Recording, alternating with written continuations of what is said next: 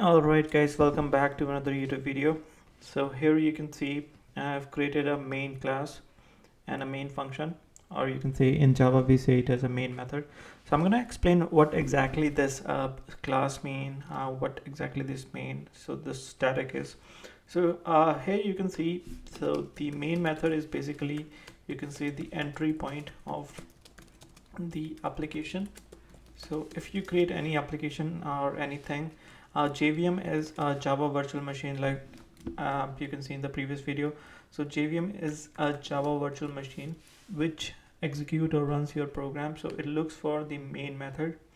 So this is the mandatory, and this syntax you have to follow as it is. There are different possibilities, like you can do public void static main.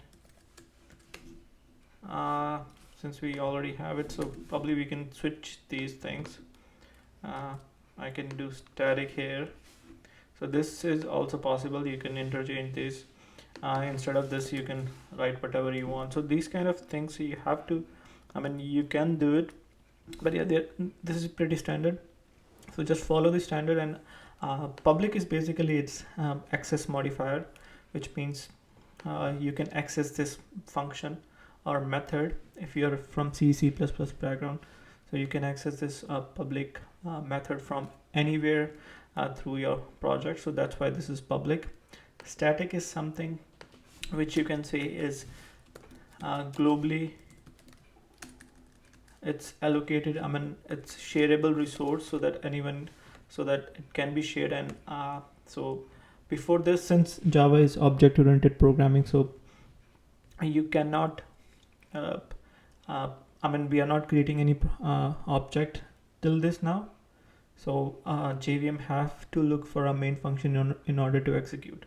Also, the void is something, you can say, a return type which does not return anything, and main is your main method, and which takes these strings types of arguments.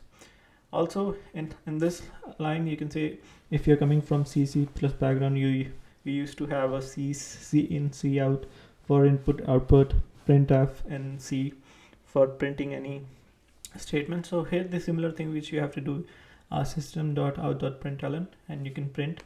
This is the first hello world program. So system here you can say is basically your class.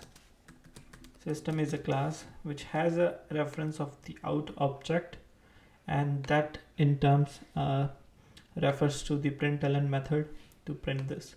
So if you go inside this method, to go inside, just hit on control and hit on the left click, and you can see the println method takes the string type of arguments and print whatever you pass in the argument.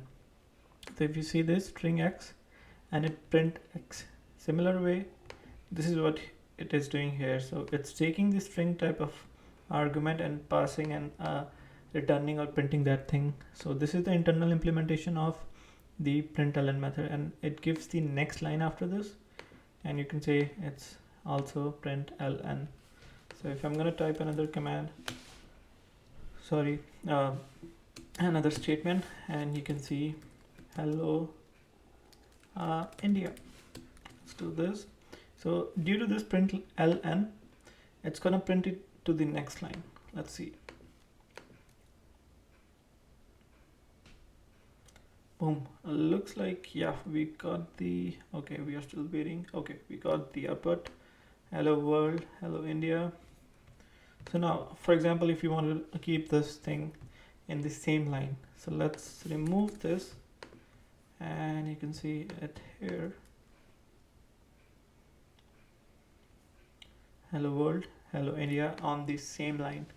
So this way you can have the implementation of, and let's see if we can see the implementation of this. Okay, so this has string dot value of, so it takes that string and converts that to a value of that string and write it, and you can see it here as well.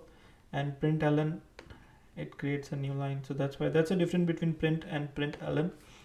And if you want to look into the system here, so system is basically a final class. So final is a keyword in Java. We are going to talk about it in future. So system, if we go down, Okay, here. So it has a print stream class, which whose object is written inside this out, which we are using to uh, use the println method. So if we see this print stream class as well, so it has all the different methods. Let's go down.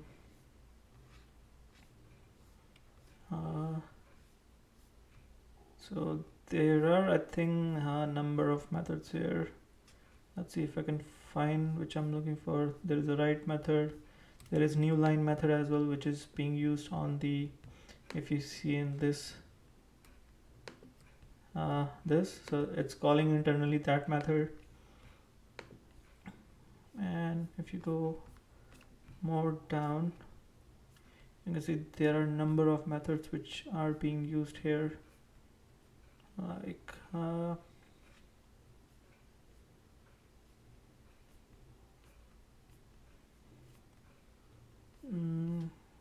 okay, I think I don't see it here, but yeah, anyways, you can go into this class, in the system class, just do a control click, and you'll find what exactly the implementation of the system class inside of this.